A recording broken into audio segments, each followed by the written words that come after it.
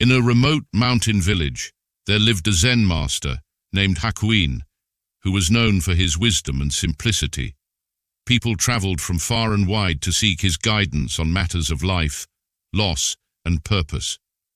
One day, a young man named Jiro, burdened by sorrow, made the long journey to the village.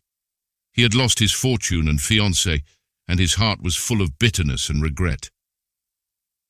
As Jiro arrived at Hakuin's humble dwelling, he found the master sitting on the wooden floor, drinking tea from a small clay cup. Without waiting for an invitation, Jiro poured out his troubles like water from a broken dam, his words tangled with frustration. "I've lost everything," he cried. "My wealth is gone, my beloved is gone, and my dreams have turned to dust. How can I ever find peace when I carry the weight of all that I've lost? Teach me how to let go, master." Hakuin calmly listened without interrupting. When Jiro finished, the master simply said, "Sit with me and have some tea." Jiro, surprised and a bit frustrated, sat down. Hakuin poured tea into Jiro's cup until it was full, then continued pouring. The tea overflowed and spilled onto the ground. "Master, stop!" Jiro exclaimed. "The cup is already full, it cannot hold any more." Hakuin stopped pouring and looked at Jiro with a gentle smile. "Just like this cup, you are full of your own stories, regrets, and sorrow. How can I teach you the art of letting go if your mind is already overflowing? You must first empty your cup."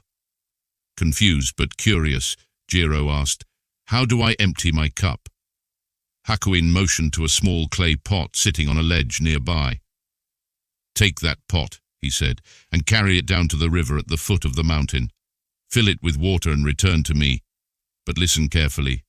Do not let a single drop spill. If you do, you must start over." Determined to prove himself worthy of the master's teaching, Jiro took the pot and began the steep descent to the river. He walked slowly and carefully, keeping his eyes on the pot and his steps measured. The journey was long and exhausting, but he managed to fill the pot at the river and began the ascent back up the mountain. As Jiro climbed, he stumbled on a loose rock, and water sloshed out of the pot. He stopped, frustrated, and turned back to the river to begin again. This time, he filled the pot more carefully and retraced his steps up the mountain. But as he approached the top, the wind blew, causing a drop to fall. Once again, he had to start over. Over the course of the day, Jiro repeated the journey countless times, always with the same result. He would stumble, the wind would shift, or his own fatigue would cause him to spill water. As the sun began to set, his frustration gave way to despair. He sat down by the river, the empty pot by his side, feeling the weight of his failures pressing down on him like the mountain itself. In that moment of stillness, he noticed the river flowing beside him, effortlessly moving over rocks and around bends.